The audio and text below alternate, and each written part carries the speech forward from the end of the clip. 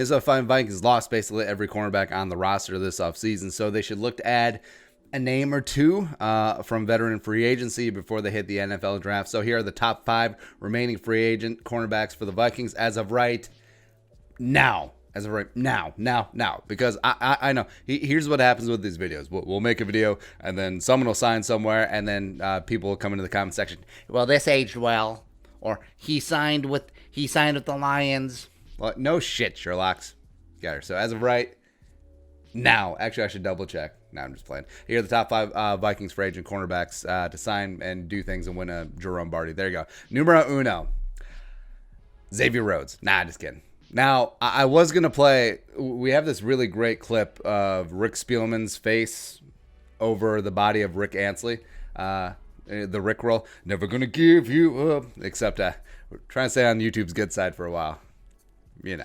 All right, so numero uno, TRUMAINE Johnson. That's right, 30 years old, 6'2", 213, formerly a 2012 third-round pick out of Montana by the St. Louis Rams. Then they moved. Had 6 really phenomenal seasons with the Rams. Actually, franchise tagged him twice his final 2 years in LA.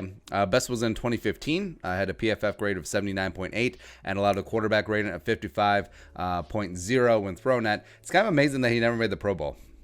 It's very odd, yeah. But then in free agency, they let him go because, I mean, you're not going to tag him a third time. He inked up a 5-year, $72.5 million deal with the Jets, which Jets going to jet, right? First year was pretty solid before ending with an injury. Second year was pretty meh before ending with an injury. And then the Jets were like, all right, so they cut him. Right now, he has 23 career interceptions, 74 career passes broken up. Probably is going to be the last cornerback in the free agent pool who's going to get decent money. Also, since the Jets cut him, teams can sign him right now during this compensatory pick period, and it won't count against him, so it's fine there. I've always liked him. In fact, I liked him back in the draft all the way back to Montana. I think he's a great press cornerback. I think he's got great length. I think he's got pretty good nose for the ball as well. So, I mean, this is probably the most expensive of the remaining cornerback options that the Vikings have, but also I think day one he would come in. I think he would start, and maybe he doesn't get a multi-year deal. Maybe it is more of like a 1-year sort of prove a deal. So if they want to go we spend like one for 9, maybe. Sure. Next up, cornerback option number 2 for free agency, Logan Ryan. That's right. He does have ties to the Vikings because the Patriots selected him in 2014 with a third-round pick that the Vikings gave up for Cordero Patterson, which, you know, 5'11", 195, 29 years old, coming out of Rutgers, won 2 Super Bowls with the Pats, so bully on him. Very solid and competent slot cornerback. Eventually he signed up for, he's a 2013 third-round pick. Yeah, that makes more sense.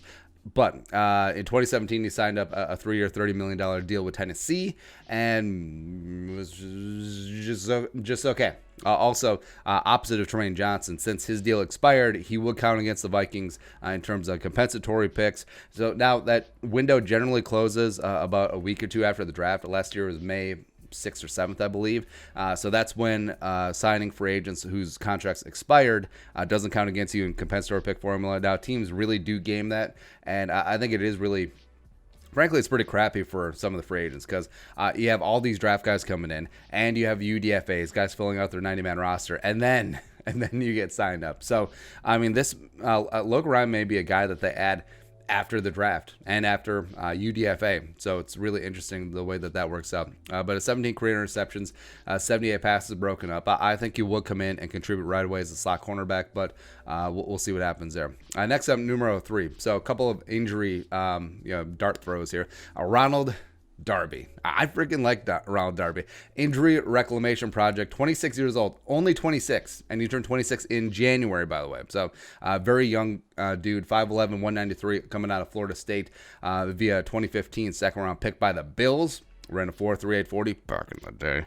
Had 2 really solid years of Buffalo, and then they just started to tear down what the Buffalo Bills were doing. Doug Willie punted, Brandon Beane came in, Sean McDermott, all that stuff. So they're basically just selling off whatever the previous regime had done. And they sent him to Philly. They sent Darby to Philly for a third-round pick and Jordan Matthews. It's like, okay, I know which side of the deal I like here, but He had a great year, unfortunately, in 2017 when the Eagles won the stupid Super Bowl. Remember, in the 38-7 game, he had 3 passes broken up as well as 7 tackles. So I was like, well, whatever. Since then, bit of an injury machine. 2018 season ended with a torn ACL. 2019 ended early with a hip injury. Does have 8 career picks, 65 career passes broken up in 57 career games.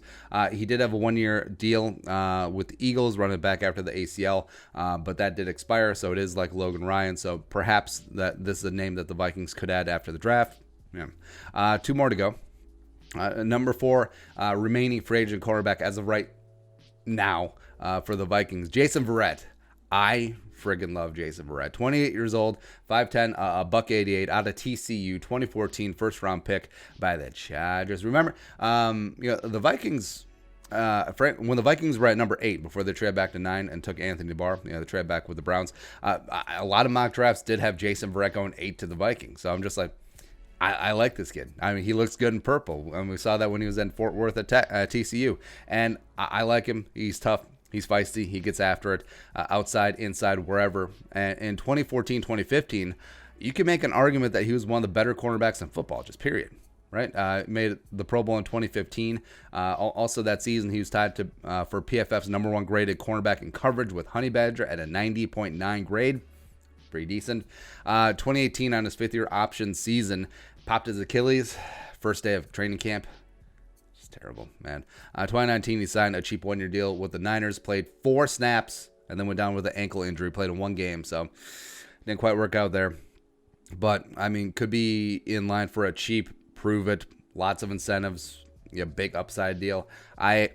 I don't see there being a massive market for him. That's why right now he's just sitting out there chilling. But like with Darby, like with Logan Ryan with the expiring deal, maybe this is an after the draft signing. But I would be fine just taking an absolute dart throw on Jason Verrett, because I think the upside, if he's able to reclaim at like 75% of what he used to be back in the day, would love it.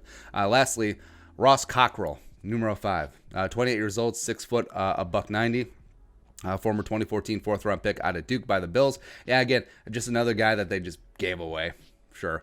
Lasted 1 year, which is kind of odd for a 4th-round pick, but they cut him after training camp in 2015.